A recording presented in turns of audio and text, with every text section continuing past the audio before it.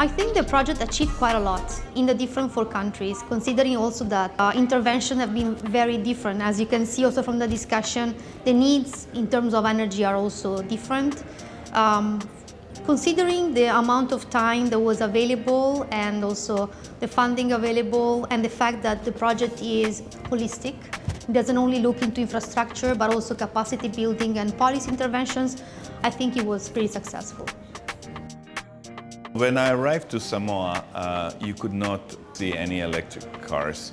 There were no electric charging stations. If you come to Samoa now, 2.5 years after the project, you will see a network of charging stations. You will see electric vehicles all over the roads. We imported 76 of them.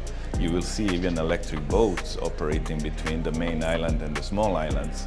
And if I come back in 10 years, I would like this to be a mainstream. I think we need to have a more realistic outlook on the project and how we can actually build on those who are being left behind, and not just focusing on those who can transition, but we should focus on those who aren't able to transition. At the moment, electric vehicles are expensive for the regular Samoan citizen. With incentive policies for electric vehicles, we'll be able to bring that price down over the long term, and then it will be more affordable for the regular citizen in Samoa. This project has brought renewable energy, renewable and clean energy to the community, and therefore it's transforming the lives of the people.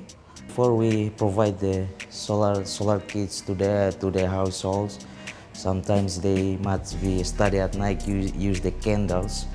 So now after we provide the solar kits, now they are studying under the light. Within 2024, being to 2030, a half of electricity production should be through the renewable energy. The contribution of the green transformation could be contribute within the 50% as well. My hopes and my dream as a citizen of Bougainville and Buin is to see the grid being extended into communities. Of course, it was not easy. I think one of the challenges, as I said, is because it's a new project, so we learned a lot of things.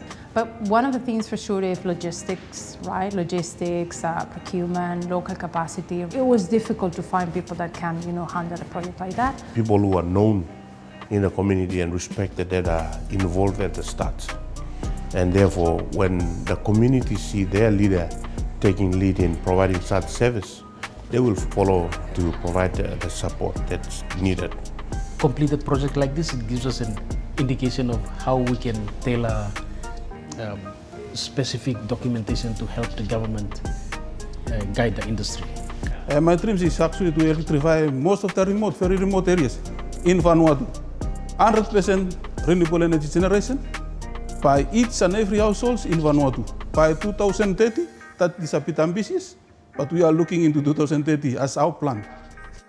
The effort to electrify an unelectrified island in itself has a lot of emotional connect to it other than just delivering energy.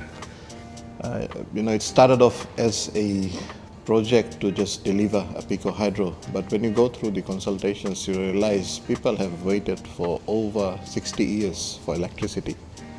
It's a very good opportunity for people to actually think outside of that area of just charging phones and using it for light, but to also grab the opportunity to have other ideas outside of the box, to create businesses or other alternatives to bring in income to support the family and also to support the livelihoods in their communities. I know that it will change the lives of so many people, not only women, but also schools, clinics, and other groups of people in the communities.